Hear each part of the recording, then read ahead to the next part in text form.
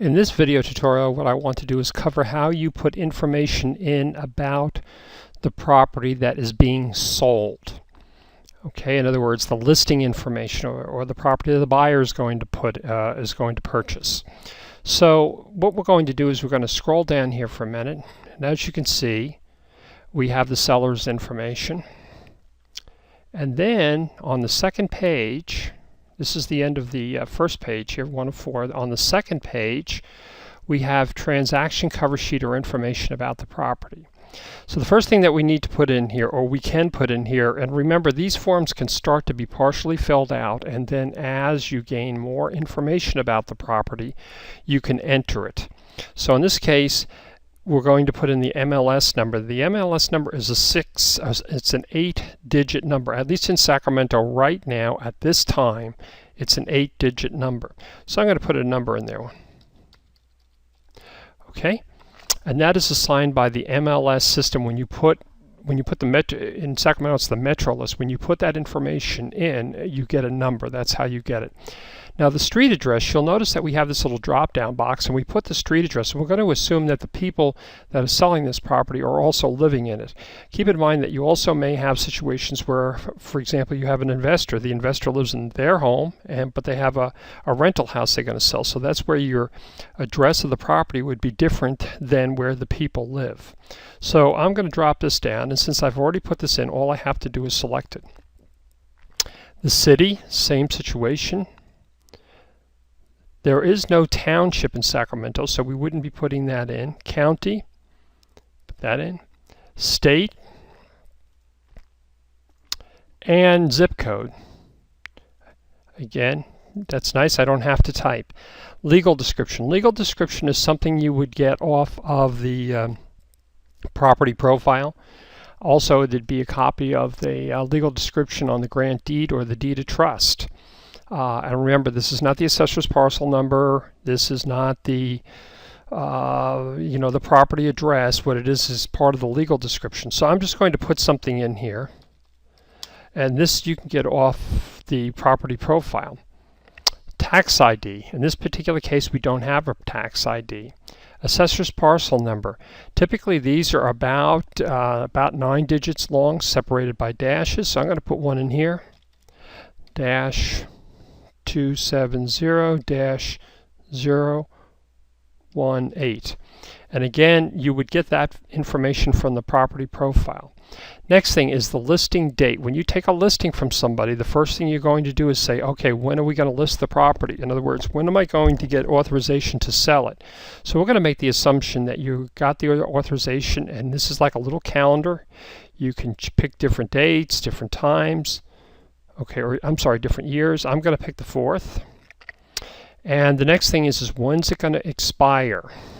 Expiration, remember, when you have a listing, if how long you have to sell it really depends upon the type of property you're selling in the marketplace. Most of the time, agents will say that they should have a listing for at least 90 days because it's just logistically going to take time to do everything from holding open houses, getting advertisements out, getting the sign put out front, dealing with, when you get an offer, working through all the financial stuff to finally get the deal closed. So 90 days, I would say, minimum.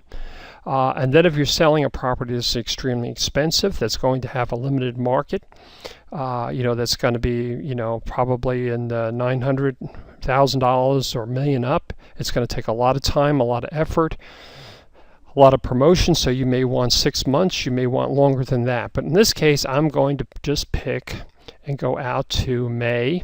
I'm just picking May for our illustration purposes, May 5th, 16th.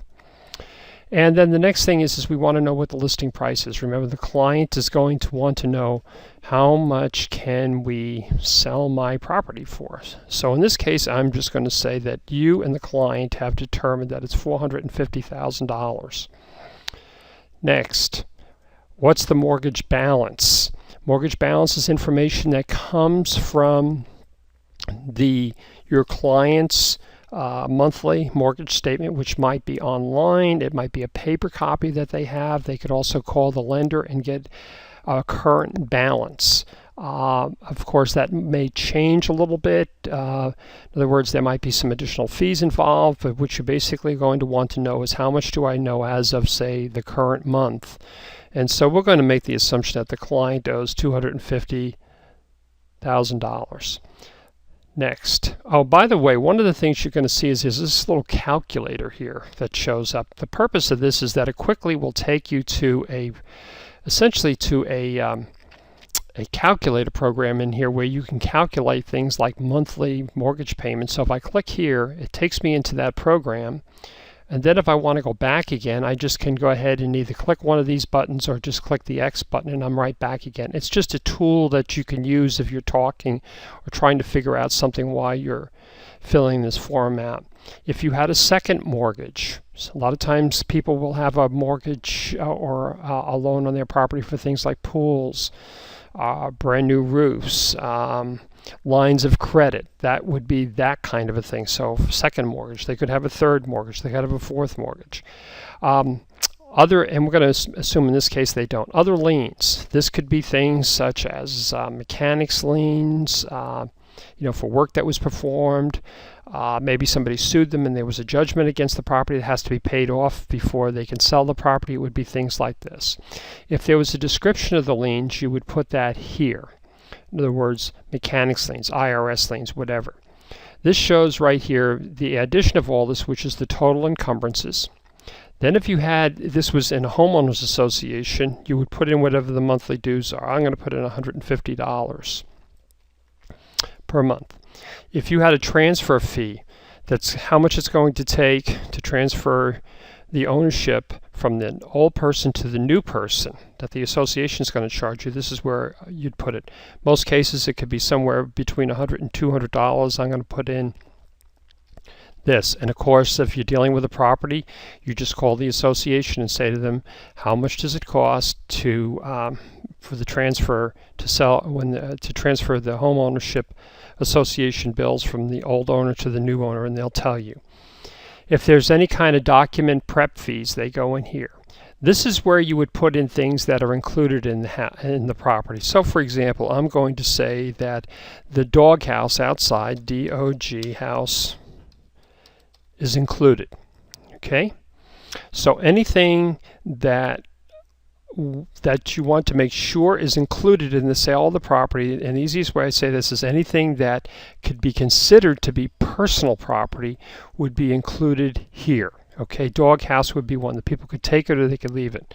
Another thing that you would put here would be if the property excludes something. So for example, if I had a workbench in the garage that maybe looked like it was built in, but I wanted to take it with me, I would put that in. Workbench. Okay, and then from here, that's pretty much everything you would fill in at this point in time. If you had any of the supplemental information, it would go in here. And this is what you would put in here at this point in time. Then when the buyer comes into the transaction, that's when you would put in the second part of this, which we'll be covering in other video tutorials, which will be things like purchase price, purchase agreement date, so on and so forth. And we'll be back to that in another video tutorial.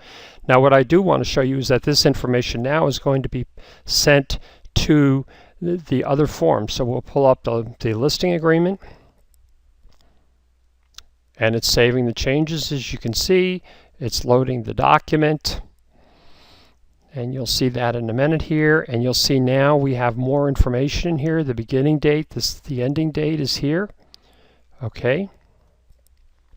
We see that the additional items included or excluded, like workbench, doghouse, are here. We see that the amount of money we're selling, which wasn't the first time, is here. And as you go through these forms, you'll see all of this information continues to grow or be propagated or copied to these forms. So now what I'm going to do is when we come back, we'll be talking about some other information that's going to be going into the listing agreement or into this cover sheet, and we're going to be talking about the buyer's side of the transaction.